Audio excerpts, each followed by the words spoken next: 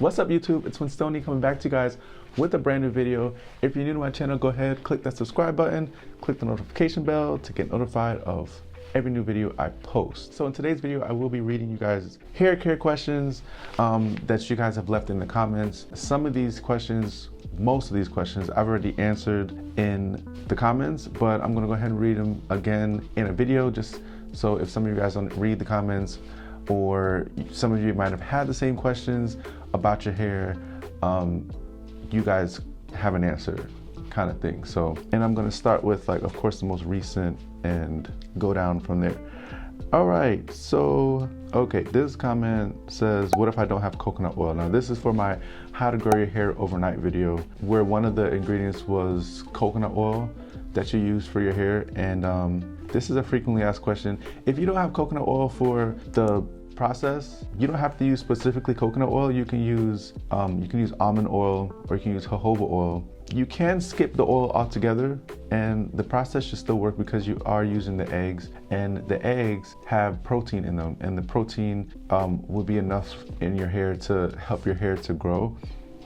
Without the coconut oil, it probably won't be as effective, but you should still see some results with hair growth, even if you don't use the coconut oil. Okay, next question. Does it work with braids in your hair? This again is referring to my how to grow your hair overnight video. I wouldn't recommend you do this with braids in your hair because you're putting eggs in your hair. You want to be able to wash all of that egg out of your hair. You don't want to leave any egg in your hair. It can definitely smell. And of course with braids, you might get some egg under your braid, or just around your braid, or you just won't be able to like thoroughly be able to wash that egg out. So you definitely want it on clean, not braided or twisted hair. Does this work for bald people?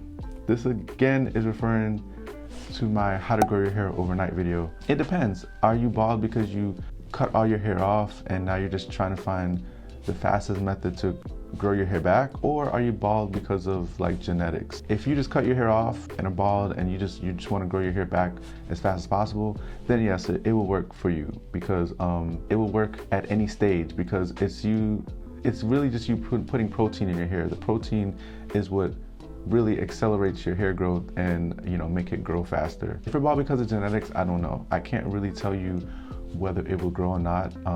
I think something like that you have to refer to like a doctor. I don't want to give you a wrong answer. Like, I'm not like a professional, so I don't know if it would work if you lost your hair from genetics. Okay, next question. Let's see. Do you absolutely need the shower cap? Now this is referring to my how to deep condition your hair video, and it asks, do you absolutely need the shower cap? So you don't absolutely need the shower cap to deep condition your hair. However, I would say the shower cap is really important, because what the shower cap is doing when you put it on to deep condition your hair, it's locking in that heat. So when you have the deep conditioner in your hair and you're sitting it in there for like 30 minutes, the shower cap now traps all the heat from your skull pretty much into the shower cap, and that heat is now going back into your hair, and the heat really opens up your hair follicles so that the deep conditioner can get in there and really moisturize your hair and give your hair its nutrients pretty much.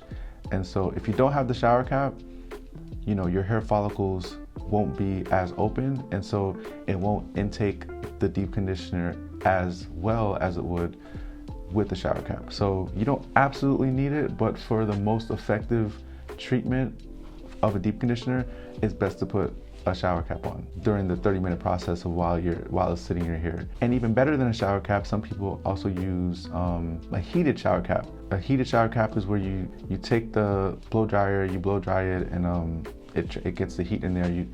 It's self-explanatory. Or you put it in the microwave, I think, and it heats the shower cap. You put it on your head, on your head, and then it helps with the deep condition that way. But some type of heat is definitely important on your head when you're putting a deep conditioner in, and you're having a deep conditioner stay on your head for 30 plus minutes. All right, next question. This is referring to my how to texturize hair with S-curl video. And it says, if you use this product, do you have to cut off your hair to get the original afro texture back, or can you just grow it out? So whenever you use a texturizer, you chemically curling your hair with the texturizer is permanent. You can't, there is no reversal. Like it's once you texturize your hair is texturized, and that's it. The more you start to wash your hair, like if you wash it, like I condition my hair every day, the texturizing, the chemical does tend to fade. It won't completely go away, but over time, like say like a month or two worth of time, your curls won't be as defined. So your hair will sort of kind of revert back to what it used to be, but it will never go back completely 100% the same texture of what it used to be. That mixed in with new hair growth will definitely make your hair look like it's back to normal. But if you want absolutely 100% natural hair back, then you would have to cut off your hair, or at least the parts that you texturized. So next question is, does it have to be 2 eggs? Recession be hitting me hard. This is referring to, again, my how to grow your hair overnight video. Honestly, the amount of eggs really depend on how thick your hair is, how long your hair is. You just need the amount of eggs that covers your head, pretty much. If 1 egg can cover all of your hair, you should be good. Like if your hair isn't thick, but if you put 1 egg in your hair and it immediately absorbs it, and like you can't even tell it's in there, or you can't feel the egg, then it probably won't be enough. So it really just depends on the thickness of your hair, the length of your hair. You just want enough egg to cover all of your hair, because the egg has the protein in it. And so you need the protein on all your hair strands to help it grow. So as long as you have enough to cover your hair, that's really all that matters. 2 eggs work for most people.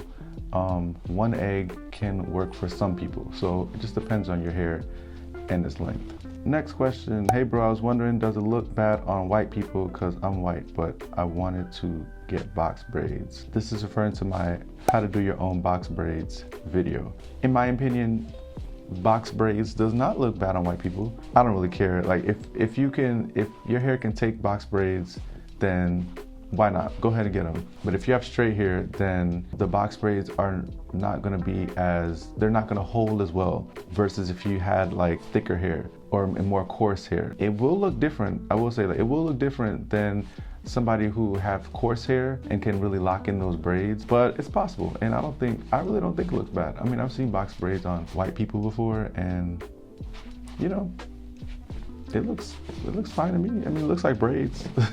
Next question. I don't know how many questions I'm gonna do. This is just kind of like a casual type of thing, I guess. Happy holidays, everyone. Yeah, so let's see. When's the next video? Oh, the next video is right now. That was 3 weeks ago. All right, question. I want to grow my hair. How am I supposed to use the mayonnaise?